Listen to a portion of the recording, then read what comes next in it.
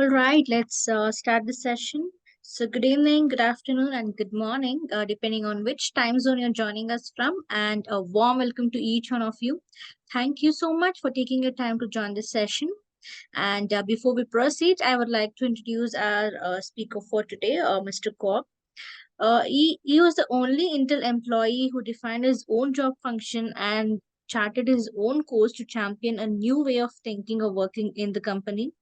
Is passionate about working with organizations to transform and unleash their full potential to create the highest business value for their customers and better lives for everyone involved. And being a CST based in the heart of Southeast Asia, he is dedicated to bringing high quality agile or scrum education to this part of the world. So, without any further delay, I would like to hand over the session to Mr. Cobb. Okay, thank you. Thank you, Pooja. Now before I start,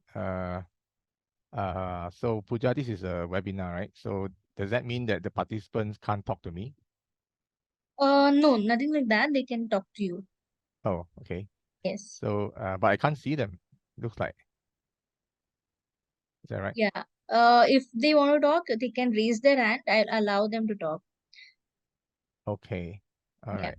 So, actually, what I would like is to have a more interactive session, yeah, Right. especially since we don't have that many people, yeah.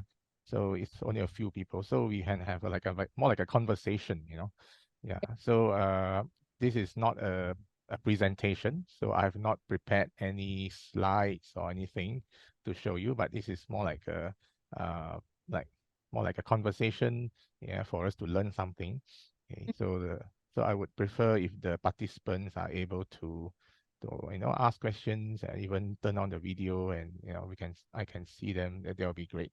Yeah. But at least I would like them to be able to turn on the video. Sorry, to be able to at least turn on the mic and ask questions. Yeah. Although I have a list of questions that you guys have Yes. sent to me, which I will Yes. Yeah. answer those questions. Yeah. So this is more like a Q&A session rather than a presentation. But I also like, Yes. Yeah. the audience to ask live questions in case something comes up, in your mind. Yeah, you want to ask. So yeah, I prefer to hear from you. Yeah. Or you can type on the chat as well. Okay. So that is. Otherwise, I'll just be talking alone. Yeah. Yes, It's got not it. so So, fun talking sounds just good. by myself. I will allow them to talk once they raise Yeah. their hand. Yes. So, or else Okay. if they're unable to talk, they can even text in the chat window or question and answers window. We will answer Okay. them for sure. Okay. So I I I don't have like a fixed agenda for this. Okay. So I just go with the flow, whatever comes up, whatever question that people want to ask, I will just try to talk about it. Yeah.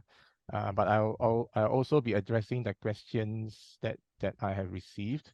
Yeah. So thank you yeah, to those of you who have submitted the questions. Okay. Um yeah. And we have 1 hour, right? Is that right? Yes. Yeah, okay. So we'll just do whatever we can within the 1 hour time box. Okay. As much as we can. I may not be able to go through all the questions because there are quite a few. Yeah, but I'll try my best, to kind of answer them as to the best of my ability, and also share as much as I can. Yeah. I don't have all the answers. Okay. So I'm just sharing with with whatever I have, as my experience and so on. Yeah. So maybe I should just briefly kind of introduce myself. Uh, as I understand, this is for people who have attended the CSM class, right? So may I have some idea who has attended a CSM class? Yeah, maybe I don't know how to do this. Can we have people raising their hands or something? Uh, Because I cannot see anybody. yeah, not yet. Or So, maybe type on chat. Yeah, you have attended a CSM class, say, type me. Okay? Type me. does anyone who have attended the CSM class? Yes. Chiranjit says Okay. has attended. So this is for people who have attended the class anyway, right, Pooja? Yes. Or are there people who have not It's even attended the class? Yeah, they have not even attended also. Okay, So planning so to attend or it's a mix. Okay, yes. right. All right. Okay, so some of you have attended the CSM class, so you have some idea what the Scrum Master is about. I certainly hope so. Yeah, and some of you have not attended the class yet, so may not be too sure about what the Scrum Master does. Okay, and that's fine. So we can learn something today, I hope. Okay, all right. Um, okay, so maybe a little bit of an introduction, about myself. I'm a certified Scrum trainer. Okay, that means my job is to teach. So I'm teaching CSM class, Certified Scrum Master class. I am based in Malaysia, and as far as I know, I'm the only Malaysian who is a CST. Okay, so yeah, but I do work in other places as well besides Malaysia. So I used to do a lot of work in India, to teach classes in India as well, and around Southeast Asia as well. So I started using Scrum all the way back. When was it? 2009, I think, if I remember, 2009. Yeah, so it's been quite some time. Yeah, and I actually learned about Scrum 2 years before that, 2007. Okay, I learned about it in the US. I was making some trips to the US at that time. I was working for Intel, as Uja mentioned. Um, in Intel is a very big company. Yeah, like 100,000 people, something like that. So, um, uh, so I made frequent trips to the US, and in one of those trips, I learned about Scrum and Agile. And at that time, I was a manager. I was an engineering manager. I have a small team, about 20 people or so. Okay, uh, and um, and when I learned about Agile and Scrum, the moment I hear about it, yeah, the moment I have some idea what it is, I was hooked. Okay, you can say it's like a love at first sight. Yeah, yeah. The moment you see, yeah, somebody, you fall in love. Yeah, yeah. So that kind of thing. Yeah. So because it made a lot of sense. Yeah. So I attended a presentation. Somebody talked about Scrum and said, "Wow, this is a very good way to work. Okay, in fact, we should work like this. Okay, why aren't we working like this?" Yeah. So at that time, there were some small groups in the US doing it. In the company, not everybody, of course. So just some. It's a new thing that people were doing. Yeah. So I learned from that, and I came back to Malaysia. I didn't do anything with it for 2 years. Okay, until 2009 when I decided to try using Scrum, with my team. Okay, so I was their manager. Yeah. But the first thing I did was I I stopped becoming a manager. Yeah, I left my job as the manager and took on the role of a Scrum Master. Yeah, and that's how I got started. My first team was a total failure. If you're wondering, okay, it was a total disaster because I didn't know what I was doing. Okay, but I knew that there's something there, something valuable there. So I kept on going. I worked with other teams. Okay, and before long, I was working with a lot of teams, and some teams did very well. Yeah, some teams not so well. Okay, but on hindsight, I could see why some teams work so well. Yeah, yeah, and I could also see why some teams didn't work very well. And I learned a lot from those. Okay? And at some point, I attended my CSM class, and I also felt that this is something that people need to understand. Yeah, yeah. So you need somebody to teach. Yeah, so that's why it got me into education, and I became a trainer. It took me a few years to become a trainer, a certified trainer, and then started in 2015. I started to teach. Yeah? So it has been 8 years for me as a full-time trainer. Okay, so that's my journey, a little bit of it. Okay, all right. Now I'm going to share my screen. Okay, and I'm going to address some of the questions that was sent to me. Can everybody see my screen? Yes. Okay. Or maybe I should use this. Yeah. Okay. This is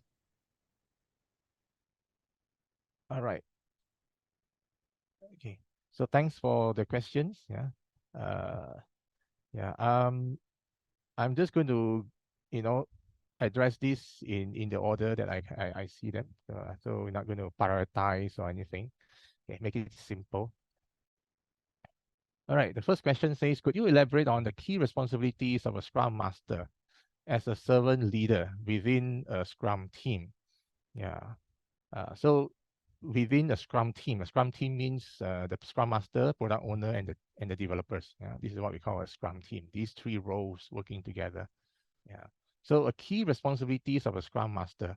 Yeah. One of the most common misunderstanding of the role of Scrum Master is that people think that Scrum Master is a project manager. Yeah. So actually, Scrum Master is not a project manager. In fact, it's very far from being a project manager.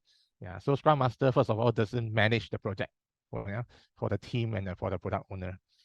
Oh, by the way, when I say team, I actually mean developers. Yeah. I still like to call them team, although the new term is called developers. Okay. Yeah. So first of all, as a Scrum Master, don't manage the project for the product owner and the developers. Yeah. So instead, your job is to teach. Okay. The word master means to teach. Yeah. Master means a teacher. Okay. Yeah, that's what we talk about in our class. Master means teacher. So a Scrum Master is a teacher of Scrum. You teach people about how to use Scrum to do their work, to inspect and adapt in complexity. Okay. Yeah. So that's the job of a Scrum Master. Your job is to teach. Your job is to facilitate. Your job is to coach. Is to assist, to help, to support, to enable, to advise, to mentor, what else you want? Yeah, so that's the kind of role Scrum Master is. Yeah, it's not a project manager. So don't go and do all the planning. Don't go and run all the meetings for them. Don't go and manage their progress. Don't go and assign tasks and all that. Okay, that's not your job as a Scrum Master. Your job is to enable them, to make it easier for them to do their work. Yeah, remove roadblocks. Yeah, yeah, I think everybody knows the Scrum Master's main responsibility is to remove roadblocks. Yeah, so you work with the team, work with the product owner, work with the organization, especially work with management to make it easy for people to do work. Remove roadblocks. Okay, if you see certain dysfunction, certain problems, then you should try to attack those problems, those dysfunctions, try to solve problems so that the organization works better. Yeah, over time, as you do this, organization improves. Yeah, it becomes easier for people to work. Yeah, becomes faster and faster for them to deliver value. Yeah, and to do something useful for the customer. So that's your job. Yeah. Yeah. So generally, this is the responsibility of Scrum Master. Yeah, to make it a better place to work. Yeah, for the team and for the product owner and for everybody else. Yeah. Yeah. And you do that not by controlling work, but by making it easier to remove roadblocks. Okay. Uh, okay. Can you share examples of real-world situations where the Scrum Master's servant leadership approach led to significant improvements in team performance and outcomes? Okay, so you want to have some examples. Um, yeah, maybe I can share one simple example or one typical example. There are quite a few examples quite similar to this. Like for example, I was working with a team. Okay, this is a long time ago. Okay, I can't even exactly remember which team, but I was working with a team, and this team, it was a software team. Okay, they had some developers, that means some programmers, and they also have some testers in the team. So it's a cross-functional team. Okay, so they are developing. I think they were developing drivers. Yeah. so the way they work was a bit funny. Yeah. So they would run sprints, right? Because Scrum, we run sprints. And the way they work was, the developers would write the code and the tester would test the code. Okay. That's how they do it. Yeah, it was quite funny. Yeah. And the way they would do it is they would spend like the 1.5 weeks the first 1.5 weeks of the sprint, yeah, writing code. Right. So the developers, the programmer will be very busy writing code. And the testers have nothing much to do. He's just basically, in Malaysia, we like to say he's just shaking his leg. Uh, for the 1.5 weeks. Yeah, yeah. Then in the last couple of days of the sprint, yeah, this tester guy will be super busy, yeah, because you'll be testing the code and you'll find a lot of problems, and then the programmers they have to correct those problems, fix the bugs that they find, and then they'll be rushing, yeah, at the end of the sprint to deliver what they are trying to deliver. Yeah, so this is how they work, yeah, from for the first few sprints anyway. Okay. And so every 2 weeks, this poor tester, he couldn't go home basically. He has to, he has to do all the testing, and then the programmers also, couldn't go home. Yes, they have to fix all the problems. Yeah, so they keep missing their sprint goals. Yeah, very often. Okay, they didn't manage to deliver much. Yeah. So this happened for a few weeks or a few sprints actually. So as a Scrum Master, I was noticing this. Okay, and but I did not do much in terms of telling them. Okay, that this is how they were working. So I want them to see for themselves. Yeah, this is how they work. Yeah, so it's better than telling them. I want them to realize by themselves this is how they work. Okay. Yeah. So and I got the opportunity one day when they were doing a retrospective, at the end of a sprint. So that sprint they didn't deliver anything again. So they were talking about it. So why didn't we deliver anything? Okay. So I asked them, why didn't we deliver anything? They said, oh, because we had all these problems at the end of the sprint. We couldn't fix them. Didn't have time. So why do we have all these problems at the end of the sprint? Ask them a question, and they say, oh, because we were doing testing at the end of a sprint. So why do we do testing at the end of a sprint? Then the team talked about it. I said, hey, I don't. Well, there's no reason why we are doing testing and at the end of a sprint. This is how we have been working. Yeah. So okay. So how can we do better than that? So the team talked about it, and they came up with the obvious solution, which is to test earlier, right? So as they develop their code, they would they should do testing earlier. Yeah. Yeah. So that's how they improve, the way they work. Yeah. So as a Scrum Master, you want them to learn. Yeah, you're a teacher. Yeah, but you try not to not to tell them. Okay, you let them discover by themselves. So that's better than you tell them, right? Yeah. So this is a little bit about how Scrum Master should work. Yeah. You are a teacher, but but there's more ways to teach than to tell them, right? Okay. Yeah. So after that, the team worked better and better. Okay. And they became a pretty good team. After some time, after a few sprints, and they continue to improve. Yeah. Okay. Can I have the next question? Uh, okay. In what ways does a Scrum Master, as a servant leader, foster self-organization and continuous improvement within the Scrum team? Hmm. Okay. Yeah, so I think I kind of answer a little bit of that in the previous question. Yeah. So as a Scrum Master, you're a teacher to the team. You're a coach to the team. Yeah. And a coach is not somebody that tells you how to do your work. It's not somebody that gives you the answers. Yeah. Yeah. It's somebody who helps you figure out the answers for yourself. Yeah. So that's what a coach does.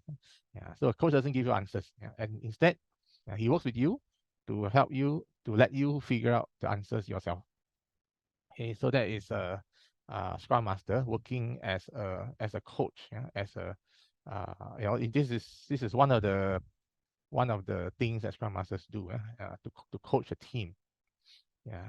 And Scrum Masters, your motivation is to build a great self-managing team. Okay, that's your motivation. Yeah, and building a great team takes time.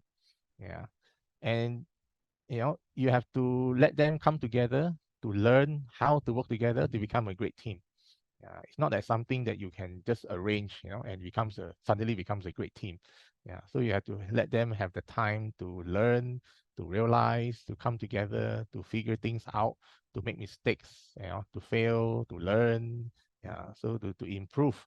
Okay, so it takes time. So you need to give them that time, and you need to give them the opportunity also. Yeah, so you don't, you have to be patient. Yeah, you don't just tell them how to do their work. Yeah, they'll follow what you say, but they may not believe in it. Yeah, and it's not their solution. So they may not be very committed to working the way you want it. Yeah. So you have to slowly let them figure it out. Yeah, let them work in the way that they want, and the way that they make sense to them. Yeah. So this is how you foster self-organization. Yeah. You want them to self-organize. Yeah. You don't want to organize for them. You don't want to force them to work in a certain way. Yeah. You let them figure it out. Yeah. But it has to be very clear what we are trying to achieve. Okay. And every sprint we have a goal, right? So hopefully you are in your sprint, you have a very clear goal. Yeah. You have very clear items that you are trying to deliver. So the team should work towards that. Let them self-organize towards that. Okay. How they want to work, up to them. Yeah. So they may not work in a very good way yet. Yeah. Yeah. But you keep on working together with the team, to help them, to kind of nudge them along, ask them good questions, so that they can think about how they work and think about how they can improve, and try things, experiment. Yeah, not everything you try will work, of course, but over time you will try many many things, and some of them works. So your team will improve over time. Okay. The other thing is, so to make sure that the team improves something about the way they work every sprint. Yeah. So if you can improve something, even a small thing every sprint, then over a long period of time, over many, many sprints, the improvement can be quite significant. Yeah. So as a Scrum Master, you should at least get the team to improve something every sprint. Okay. Yeah. Okay. Let's look at the next one. How does the concept of empathy play a role in Scrum Master's ability to be an effective leader? This is a question about empathy. Yeah. So as a servant leader, a Scrum Master is not a manager. A Scrum Master is not a project manager. Yeah. So you don't manage a team. Yeah. You don't tell them how to do their work. You don't assign work to them. Yeah. You don't assign tasks to the team. Instead, you work together with them as a teacher. Yeah. Yeah. And as a teacher, you need to understand how the team works, how the team thinks, even how they feel. Okay. Yeah. Because they are all people. Yeah, just like everybody. Yeah. Yeah. You are people, and people have feelings. People have emotions. Yeah. So you need to, and people have also ideas and perspectives and habits and attitudes and all that. Yeah. So we are human beings. We are not robots. Yeah. So you need to be aware of that. Okay. And different people may have different ideas, different thinking, different attitudes, and so on. Okay. Yeah. So you have to recognize, not everybody is the same. Yeah. So you need to kind of put yourself in their shoes. Yeah. To understand them from their point of view. Okay. What is happening, how they see things. Yeah. And sometimes you have to read people. Okay. You look at their faces, probably you can tell whether they are happy or they are not happy, or they are angry or they are worried. Yeah. So look at their faces, you can tell. Yeah. Yeah. So you have to understand. Sometimes it may not be a good time to say something. Yeah. So you want to, maybe you tell them something, but it may not be a good time. Yeah. Maybe they're rushing to do something, and they are not paying attention anyway, and people are anxious and so on. So you have to wait for a more opportune time, a more suitable time to you know to have certain conversations and so on. Yeah. So nowadays, I don't coach a team anymore. Yeah. But I'm still a servant leader. I'm a servant leader to my son. So I have a son who is now he was a teenager, and and he has just finished his O levels, and now he's going into the pre-U. Okay. Yeah. And I'm a servant leader to him. Yeah, that's how I see myself. Yeah, I'm trying to help him to at least do well in his studies and all that, so that he can go to a good university and so on. Yeah. Yeah. And it's at this stage, he's not a kid anymore. I cannot just tell him and he'll do it, right? Yeah. So I have to have to understand how he feels about certain things, how he look at things, and slowly work with him to help him improve, help him change.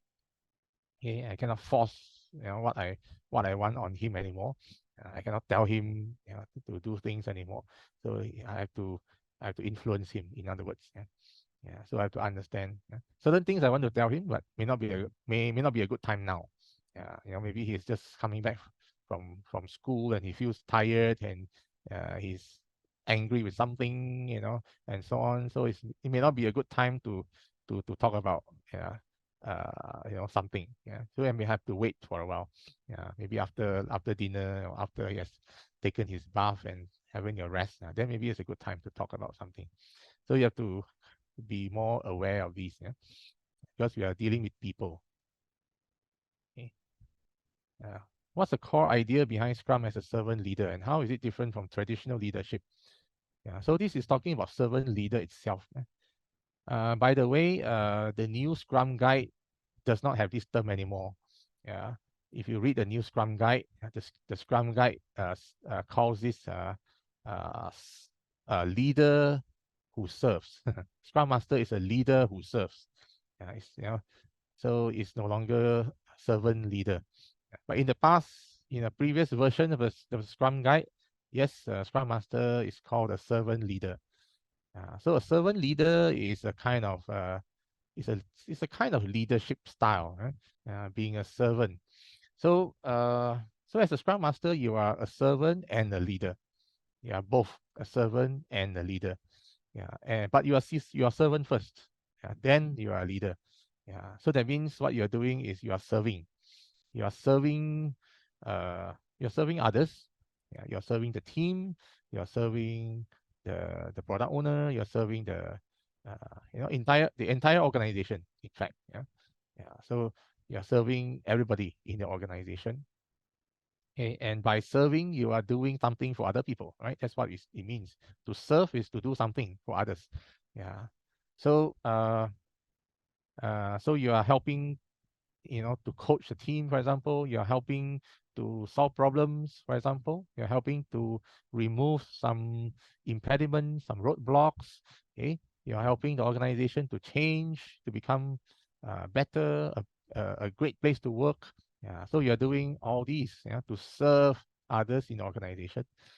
And when you serve others, they get the benefit of what you're doing. So they get to enjoy what you're doing for them. And because of that, they appreciate what you do. Okay? If you do a good job, of course, if they appreciate what you do, and when they appreciate you, they learn to follow you. They listen to you. They follow you, and when they follow you, you become a leader. Right? A leader is somebody who has followers. Okay, so that's how you get to lead as a servant. So this is different from traditional leadership. Usually we think of leadership, we think of somebody who is higher up, who is at a higher position, and that person leads by not by serving, but this person leads by giving instructions. Leads by giving direction. And especially leads by giving instruction. So people just do whatever this person says, right? So that's more like a traditional leader. A servant leader is servant first, okay, then a leader.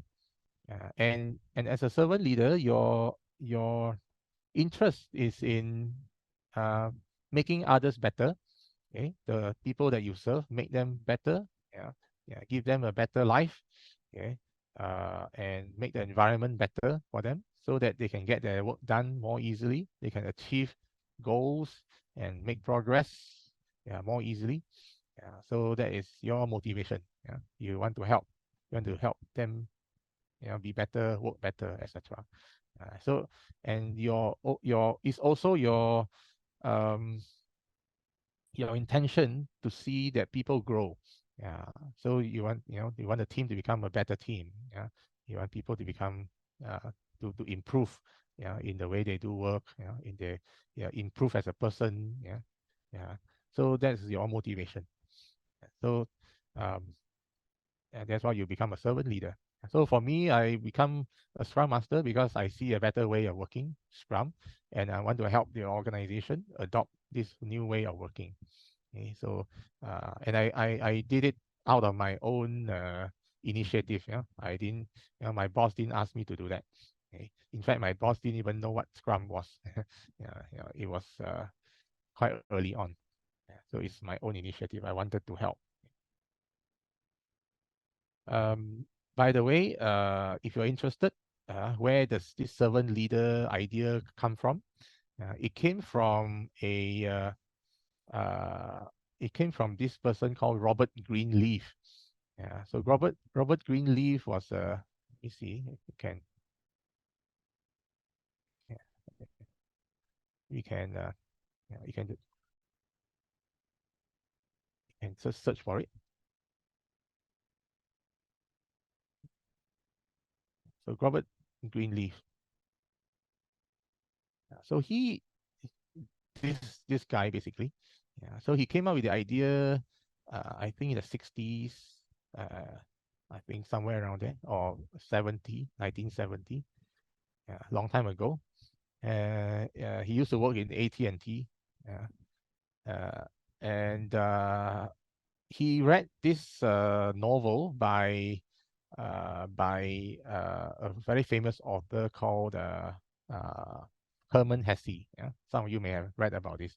Yeah. So Herman Hesse has this novel called The Journey to the East. Okay. So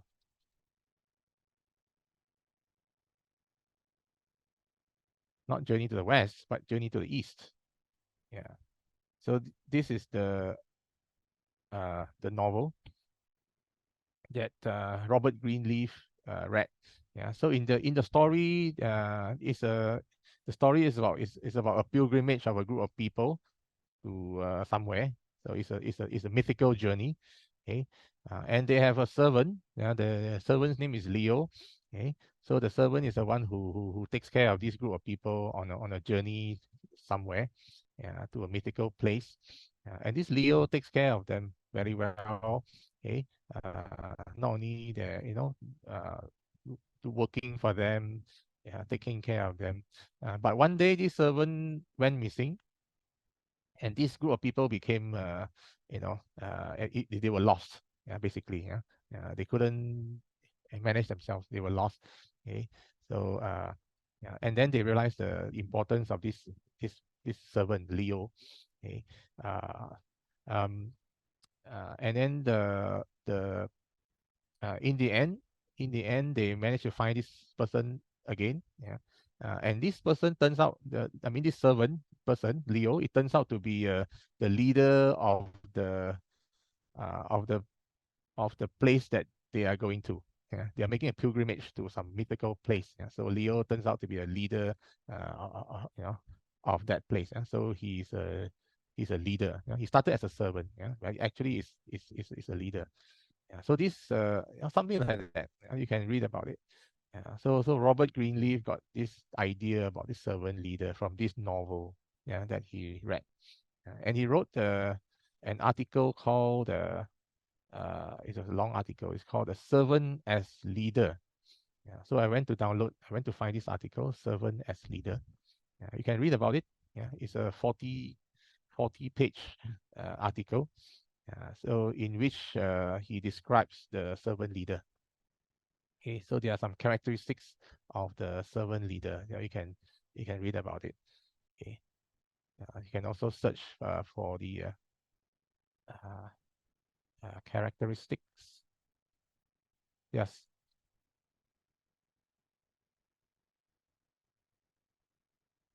Okay, so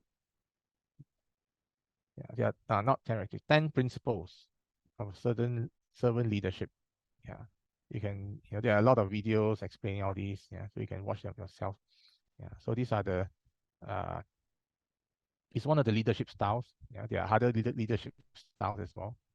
Yeah, and then there are 10 principles of servant leadership. You can read about it.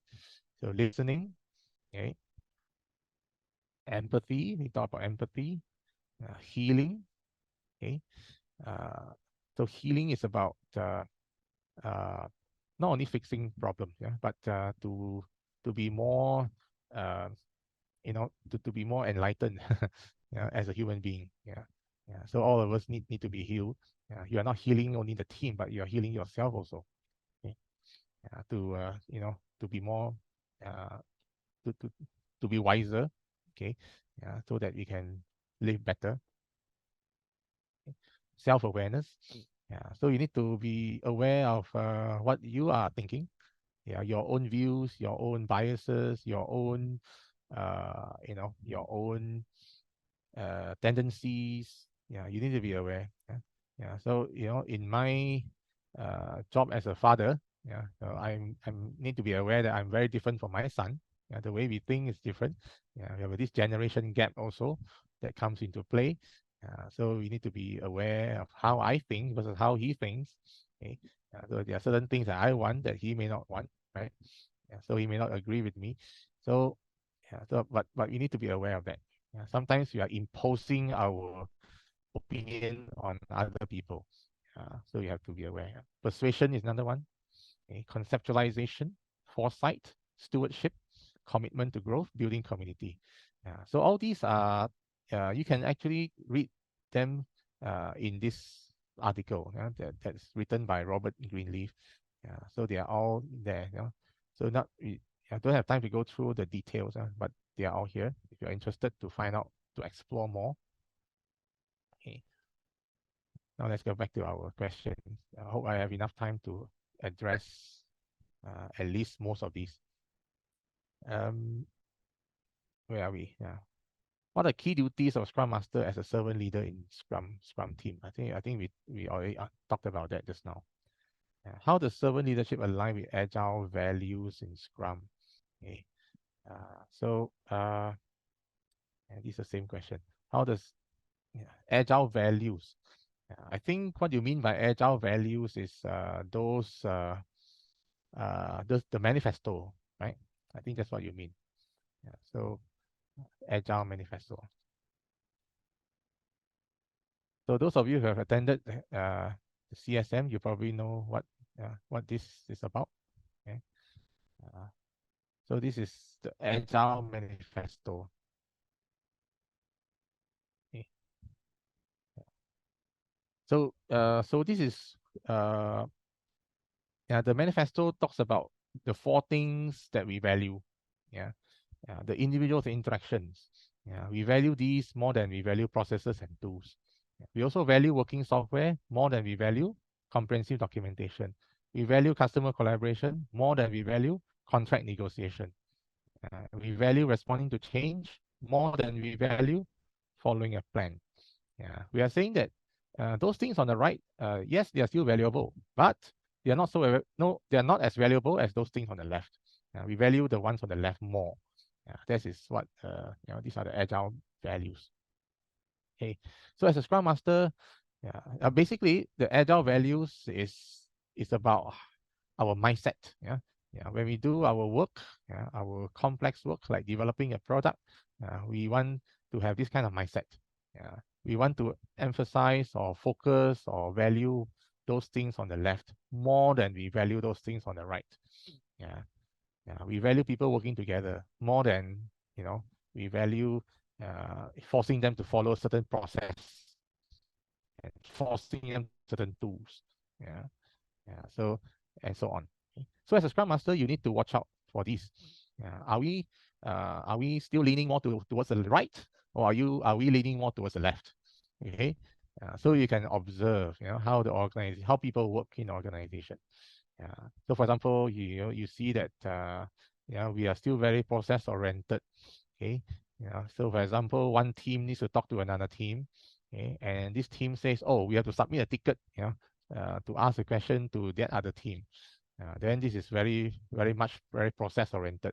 Okay, so why do we have to follow a process just to talk to the other team? Can't we just go and talk with? Can we just call them up, or walk over and talk to them? So sometimes we do that, right? So you observe things like that. Okay, so as a Scrum Master, and then you try to see, okay, how do we improve? How can we do better than this? Yeah, sometimes the team, the way they work, they are subconsciously they are not aware. Yeah, because they are so used to this. If you are a traditional organization, yeah, the way we work, you are so used to it. Okay. Yeah, so this agile way of working is a different way of working. Yeah, so our mindset is different. Yeah, so as a Scrum Master, you need to kind of observe, all this happening in the organization.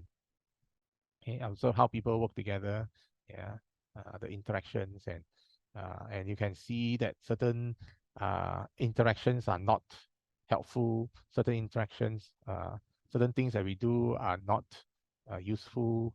Okay, certain documents that we write are no longer serve any good purpose.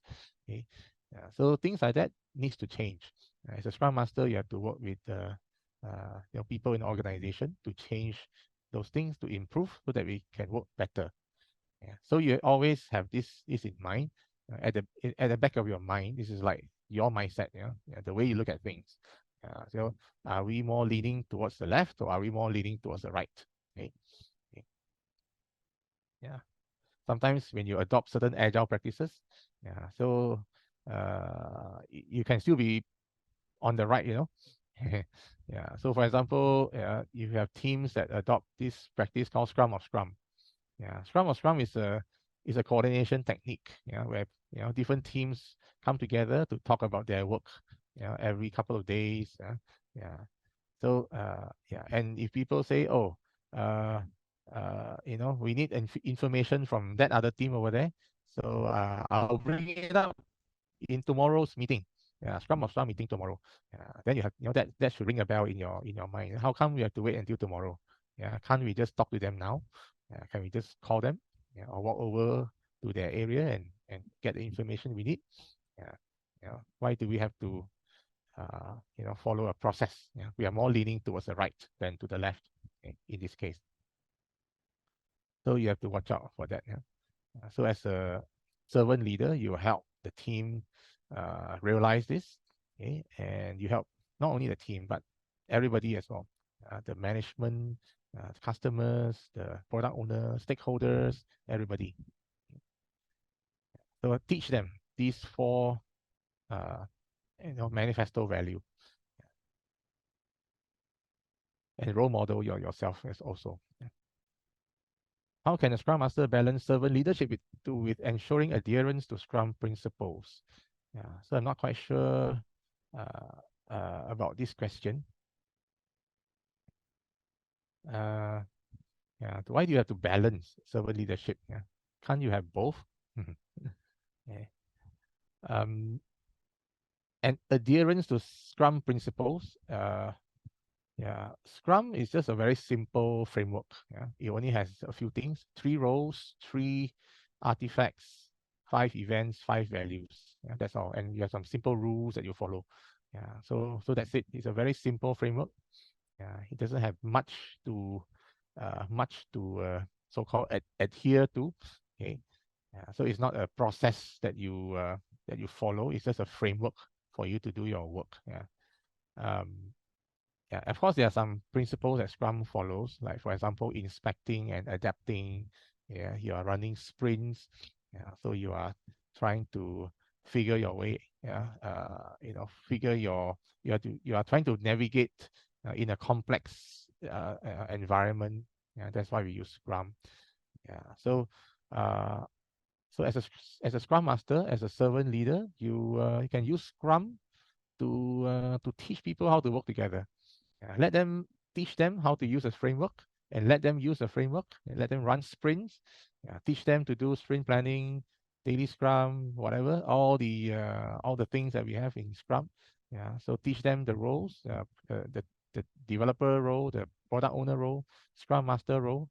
Yeah, so let people follow this framework, this simple framework to do their work. Okay, and the way Scrum works is 3 things.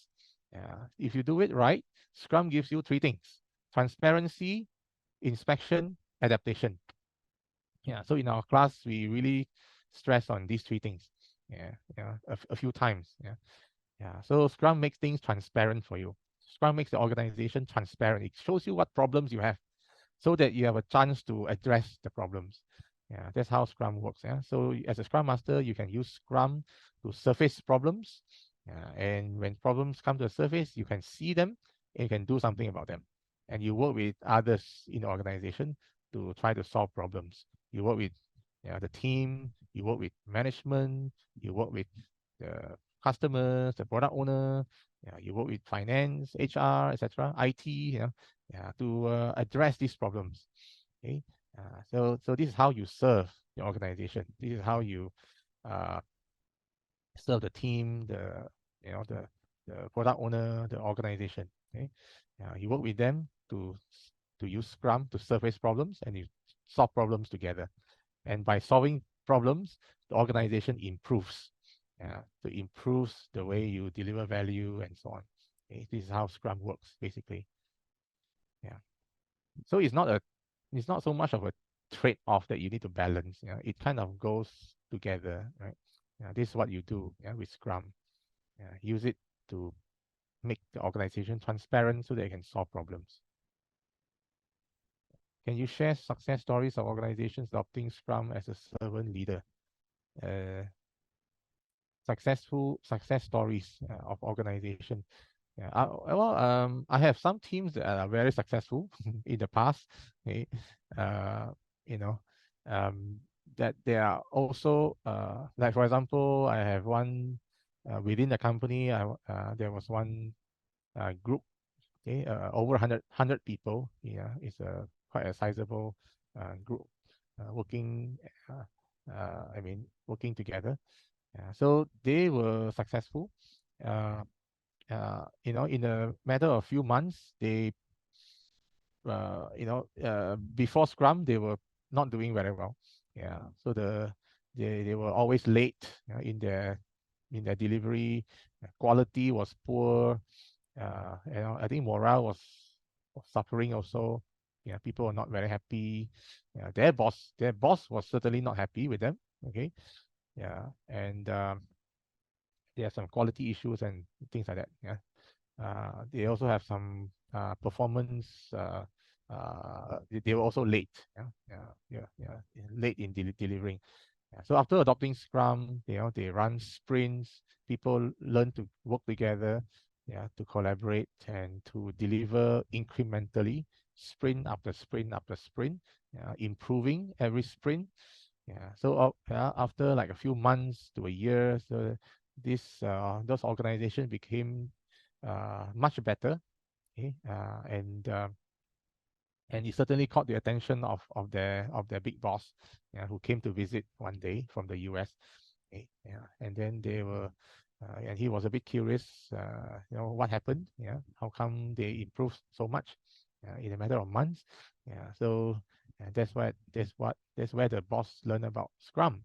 Okay, oh, you are doing Scrum. Okay, what's that? Right. Yeah, so and the boss was happy to see that, and he wanted his other teams in the in other parts of the world to also follow this way of working. So the local team, they got to teach teach their sister teams around the world how to work this way, as well. Yeah. So this was one of the successful kind of examples. Yeah. And behind a success example, there are other not so successful examples as well. Right. Yeah. So Scrum is not something that you just do and expect to be successful. Yeah. It's not like that. Okay. Yeah. So uh, people, the different organizations use Scrum and they have different successes. Right? Some are doing very well, some not so well. Okay. Um, and people always want to know about successful examples. Okay, I don't know why. Yeah, maybe because of a lack of confidence. Okay, does this thing really work? Yeah, you're skeptical. Yeah, so you have to see other success stories before you would try it, right? Yeah, maybe that's the motivation. Yeah, but for me, when I first started with Scrum, I didn't see any successful example. I just knew that it's it is it makes sense. Yeah. Yeah. This way of working makes a lot of sense. This way of thinking makes a lot of sense. Yeah. So I didn't have to wait for a successful example before I would do it. Okay. So I started just to, you know, I just did it. Okay. Of course, my first few teams weren't very successful. Okay, because we didn't know what we were doing. Okay. We made a lot of mistakes. Yeah, which is quite common. Yeah, but we learn from it. Yeah, we learn. I at least learn from it. Okay, so um, yeah. So behind every success story, there are a lot of not so successful stories. Okay. Yeah, but yeah, we learn from all of them. That's the important thing. And if you ask me what's the most important ingredient for success over the years, I could see that uh, I uh, I would think that the most important ingredient is strong leadership. Yeah, supportive leadership. Yeah. So without that, I don't see that you can be successful. Yeah. Or your success will be quite limited. Yeah. Maybe only limited to one team. Yeah. Yeah. So leadership is so important. Okay. I've seen different organizations, different groups, yeah, even within the same company that have very different leadership. Yeah, the leadership attitude towards Scrum is different. Yeah, some leaders fully support Scrum. They want to make it successful. Yeah, like the one I mentioned, their leadership is fully behind Scrum. They want to make it successful. They are willing to change the organization. Yeah, they are willing to solve problems, make it better. Yeah. And then there are some who are not so supportive, who are a bit skeptical about Scrum, maybe because they have some bad experience with Scrum. They don't think it works for them. Okay, yeah, and sometimes people say we are special. This doesn't apply to us here. Yeah, so very often you hear things like that. So not really. You're not special. Yeah. Yeah, Scrum works everywhere as long as you are doing complex work. And complex work is like work that you don't fully understand. You have to figure it out. You have to inspect and adapt. Yeah, that kind of work. Yeah, that is where you use Scrum. So um, Hi, Kok. Sorry to yes, interrupt. There are three questions in the Q&A window. So would you like to pick them up? Q&A windows. How do I? Oh, okay. Let me see. Okay. Yeah. Thanks for that. Yeah. Okay. All right. So let me address the Q&A. Okay. Rupesh asks, a sprint is of 2 weeks. As a Scrum Master, don't we need to ensure they should be on track by sometimes enabling call between them and unblocking roadblocks? Should we compromise for teams realization and improvement versus tight timelines? Uh, well, um, you don't compromise. Okay. Um, you I don't know whether you should call it compromise. Yeah. Yeah. But because it gives you to build a great team, you need to give them the opportunity. Yeah, if you keep on managing them, keep on controlling them, keep on, pushing them to work faster and faster, faster. Yeah, you may be achieving your goals and all that, but you are not giving the team space and opportunity and time to really kind of reflect and to improve. Yeah, you don't give them opportunities to conduct experiments and to try things out and things like that. So it maybe you have to balance between the two. Maybe balance will be a better word, than compromise. Yeah. um you have to balance between the two. Okay. um Let me see what else I can say about this. I'm not saying you do nothing. Yeah, I'm not saying you don't help the team at all. Yeah. um certain impediments that comes along, certain roadblocks, yeah, you have to work with the team as well. Yeah, so but you want them to solve their own problem if they can. Yeah, you want to give them the chance to solve their own problems. You don't want to solve every problem they have. Yeah. Yeah, you want them to solve their own problems. You want them to learn, and if they have difficulty solving their own problems, then you work with them. You can help them. Okay. But as much as possible, you want them to take care of their own problems. Just like we work with our kids as well, our children. Right? You don't want to, keep on doing things for them. You don't want to uh, keep on, controlling them. You have to give them the opportunity to learn. Sometimes you want them to make mistakes as well. So that they can learn and they can improve. Yeah, and you also want them to be able to learn on their own without you, right? Because they're going to grow up, and one day you're not going to be with them. So you need them to have this ability to learn on their own. Yeah. So but of course at the same time, you know, you also have certain expectation on them to be successful in their studies and all that. So you have to have a balance. Okay. Yeah, it's not something that is straightforward to just describe how you should do it. So you have to kind of you have to see how is the situation. Okay.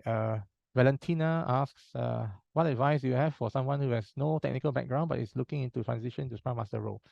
Oh, we don't expect you to be a technical person as a Scrum Master. Yeah. So in fact, most Scrum Masters are not technical. Okay. So yeah, because Scrum Masters, your job is largely dealing with people, right?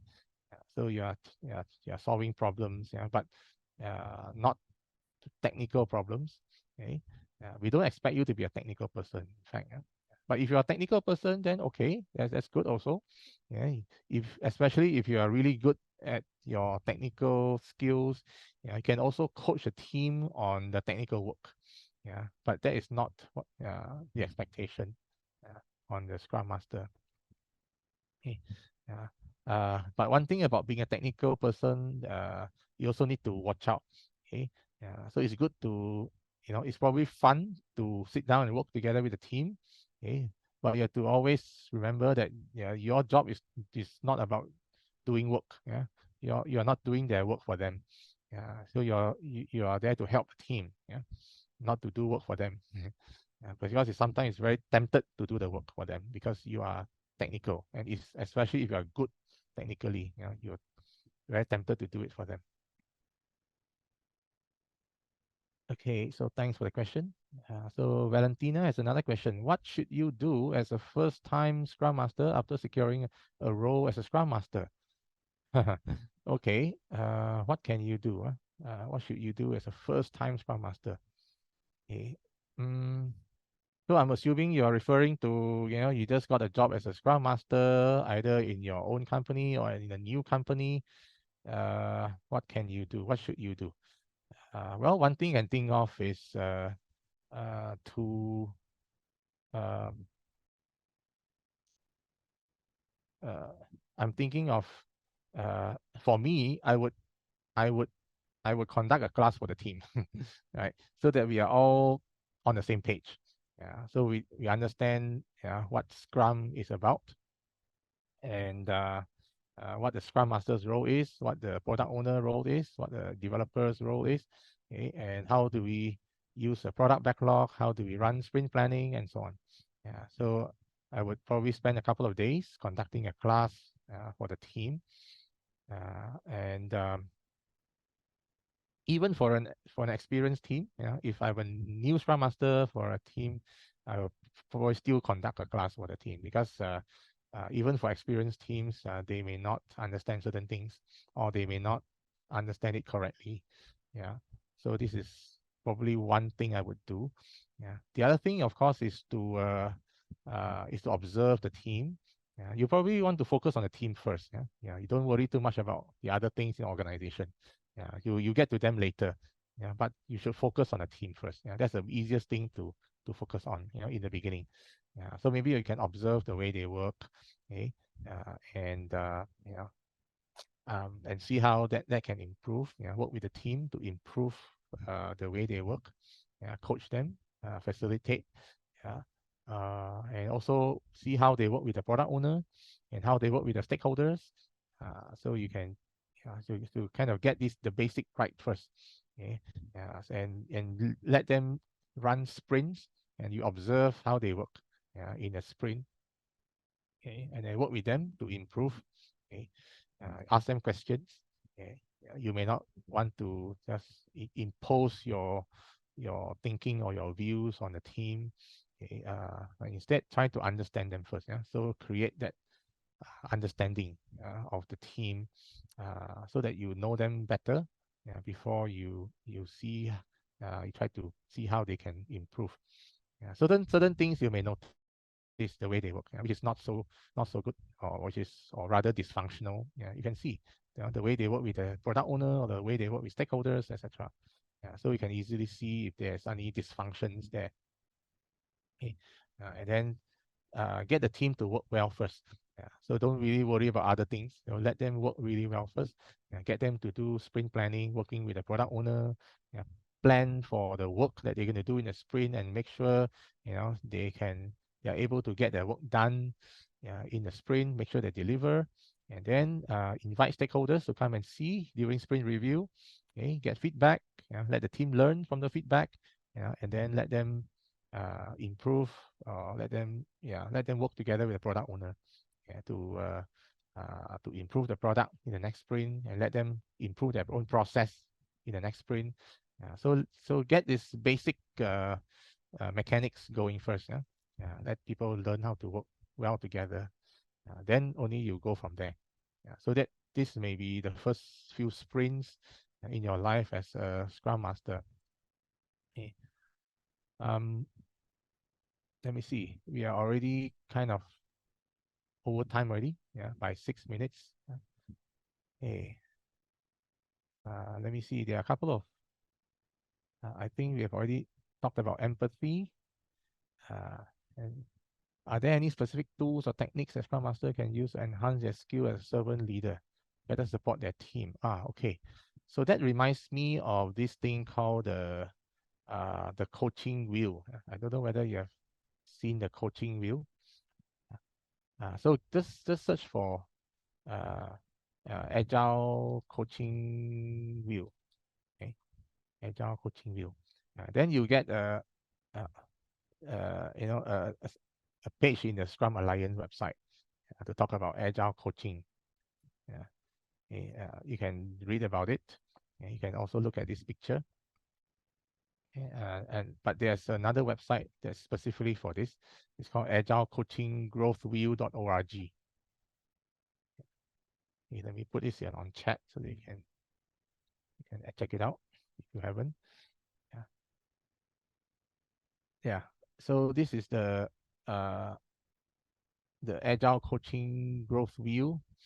So this is like a path for you to develop yourself as a Scrum Master or an agile coach. And these are the different things that Scrum Masters do, okay, or agile coach do. Okay. Serving, coaching, facilitating, etc., transforming, and then the blue ones are the things that you need to know.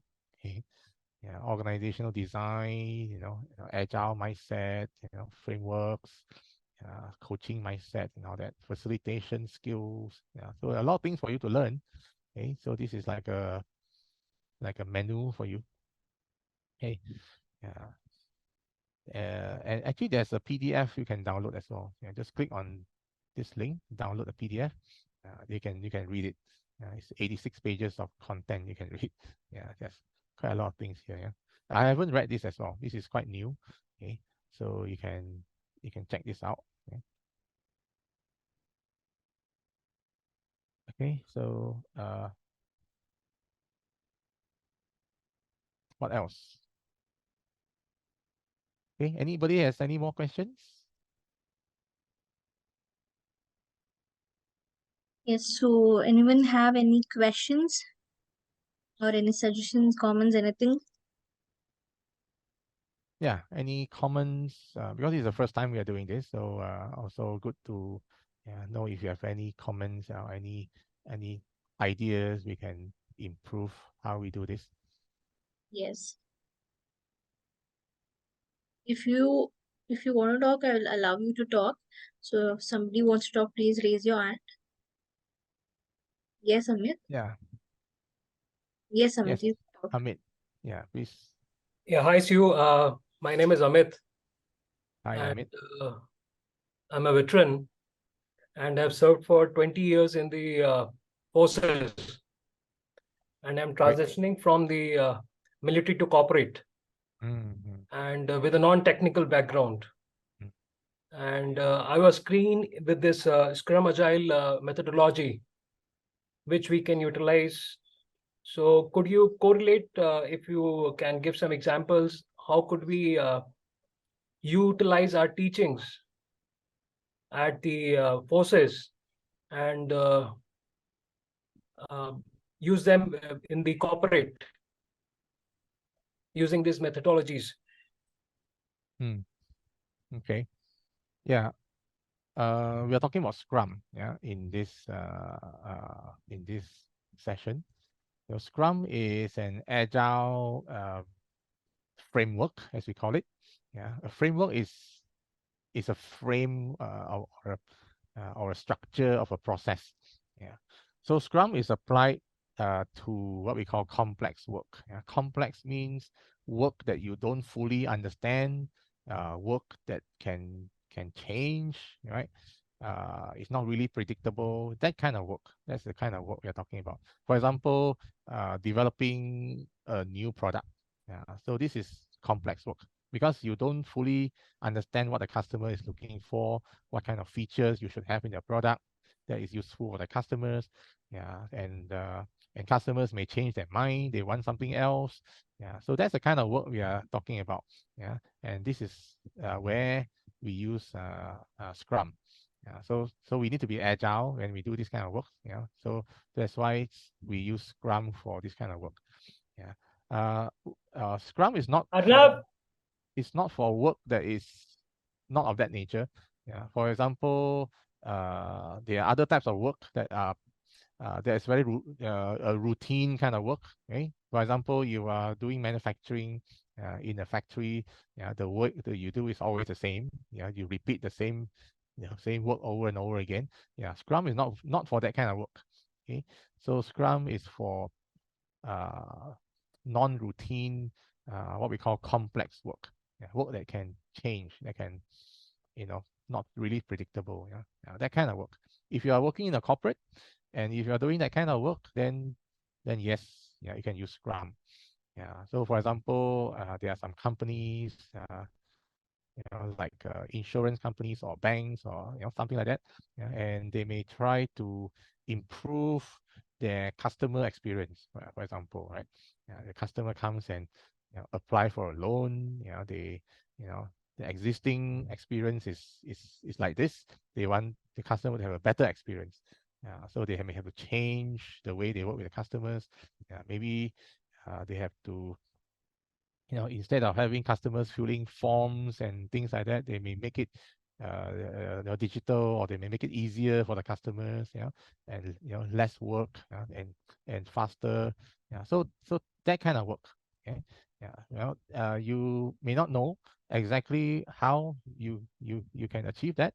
Yeah, but it's something that you need to try it out, and you have to learn along the way. So Scrum is for that kind of work. It's not for straightforward routine work. This is how it's being used in a corporate.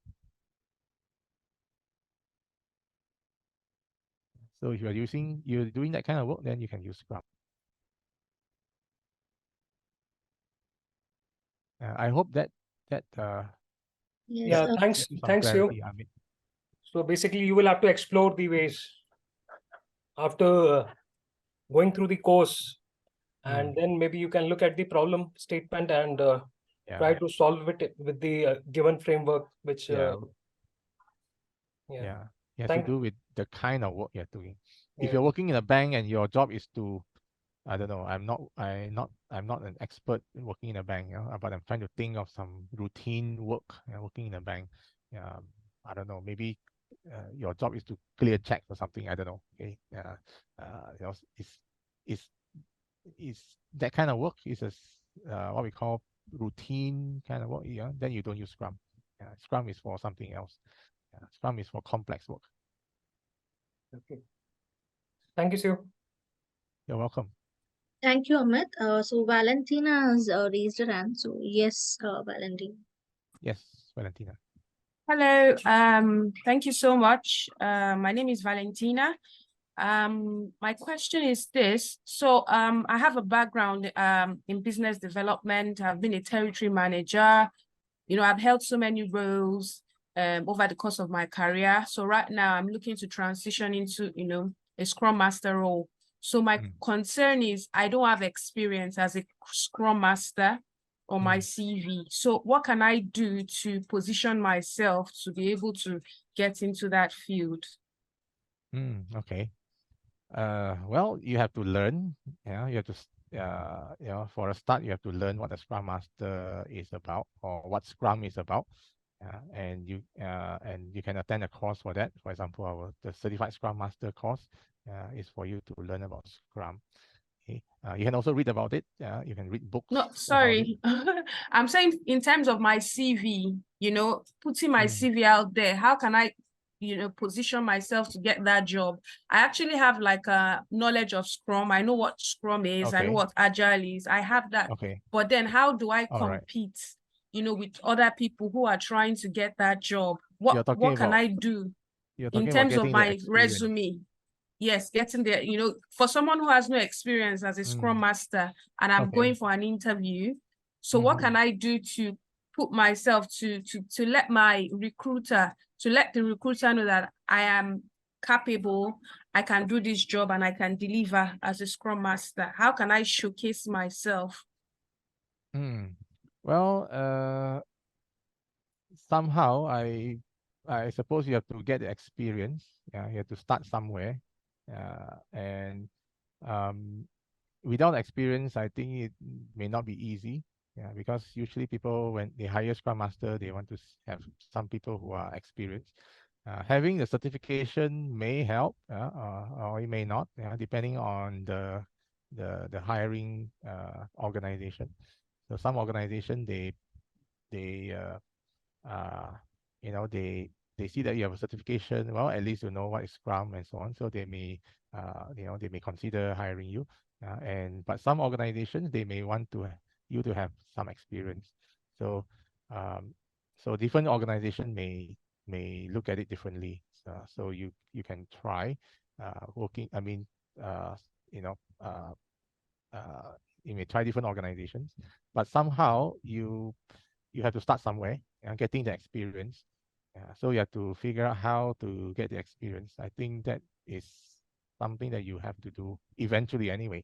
Yeah, because you cannot just keep trying to look for a Scrum Master job without any experience. So I think somehow you have to start somewhere. So if you're already working in a company, and are you working in a company right now? No, not at the moment. I just finished my master's program. Oh, I see. Okay. Just came out from school, right? Yes. Okay. One idea might be to join the community. Okay. Yeah, you may have an agile community or Scrum community where you live. So you go and find, you know, maybe they have some agile groups. And then you might want to join them first and get to know people in the community. And from there, you may get some opportunities. So all you know, you may even get a job opportunity. So that's somewhere to start. Okay, you may get some opportunity to work as a Scrum Master. Maybe as a volunteer. Okay, so you know, if you haven't got a job, maybe you can volunteer to be a Scrum Master. You get to know some people first, and you say, hey, I want to have some experience being a Scrum Master. I'm not working for a company, so can I just be a volunteer at least? So get the experience somehow. So for me, I was working for a company when I first became a Scrum Master. Although the company was not using Scrum, but I created my own opportunity. So I tried Scrum, within my team. So at least I have somebody to work with. Okay, if you're not working with anybody, then maybe you have to find somebody to work with, and maybe your community, your some agile group in your local city may be a place to start. Okay? That's what I can think of. Yeah, but you know, at some point you need to get the experience. Thank you so much. I'll go for the volunteering. Thank Okay, you. and after that, you continue to learn. Yeah, you attend the class is probably not enough. Yeah, we continue to learn. Yeah, if you manage to get an opportunity to be a Scrum Master, you can learn from your experience. But at the same time, you can also continue to learn, by attending more classes and by reading books and by and even learning from others, in the community, attending conferences, just continue to learn. Yeah, so this should go in parallel. Getting experience, and and learning, at the same time. Yeah. Thank you so much. You're welcome. Yes, thank you, Valentina. And for the people who want more ideas on how to build your resume, we have already the videos on our YouTube channel. I've pasted the link in the chat window, so you can check it out. And also pasted the link of our KnowledgeHut website, so you can go visit the website and get registered for more such sessions. Right. So thank you so much for everyone for joining this session, and thank you, Kok. It was a very insightful session indeed. And yes, so thank you, everyone. We'll see you in the next sessions. Yeah, all the best, everybody. Take care, and happy learning.